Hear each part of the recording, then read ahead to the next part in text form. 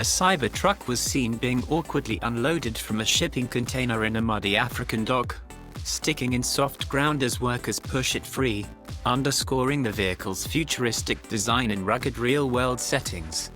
Cybertruck is getting unloaded from the container, guided by wooden ramps.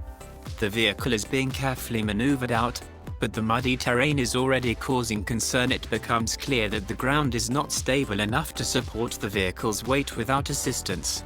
The Cybertruck's rear wheels sink into the mud as it exits the container, causing it to tilt and get stuck.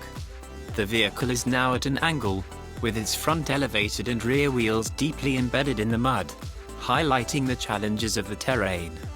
Workers begin to push and maneuver around the Cybertruck, attempting to free it from the mud. The scene is chaotic, with multiple people involved, some using their hands,